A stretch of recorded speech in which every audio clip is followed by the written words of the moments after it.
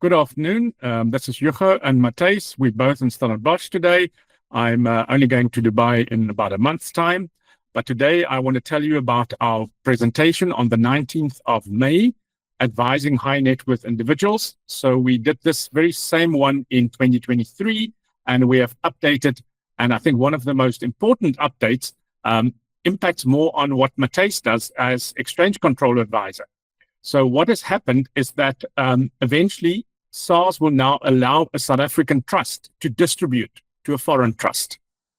And in the same time, the Reserve Bank said in 2023, in Circular 6, that a South African trust may no longer own foreign assets. So one of the first things we have to tell our clients is please do not bequeath a London property or a share portfolio in the UK or in the Channel Islands to a South African trust. You'll have to find an alternative option.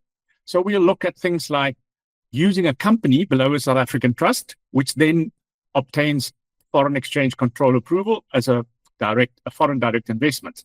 But because we're looking at high net worth individuals, we're going to assume that the individual wants to take the money out. And Matthijs, if you can just help me, it's still the general rule that 10 million per calendar year is the absolute maximum, or are there options for us to go higher?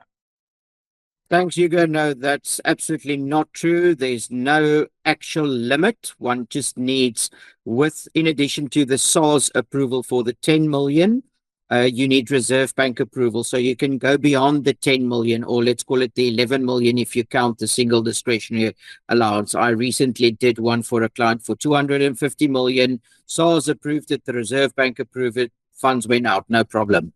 Okay. So we invite you to join us. We're going to look at estate duty, cross-border tax. Is it safe to go and invest in a tax haven? When is a tax haven an appropriate jurisdiction? We'll look at exchange control, and we'll look at families that want to expand their business abroad, or those individuals who just want to diversify their investments. Matthijs will, from his side, look at the approvals that we may need to do if there's money coming into South Africa, because the very important part is even if you then have money abroad, it is not stuck abroad in that sense. It can be brought to South Africa as a loan, but then it's a so-called loop structure. And Matthijs and I will deal with those updated rules. Not that much has changed. We look forward to meet you on the 19th of May.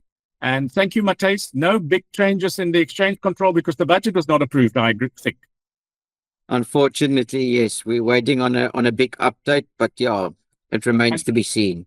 And we will keep this one open so that we make sure on the 19th you've got the most up-to-date exchange control and budget rules on cross-border issues dealing with high net worth individuals. Thank you, Matthijs. Look forward to see you all. Good day. Thank you.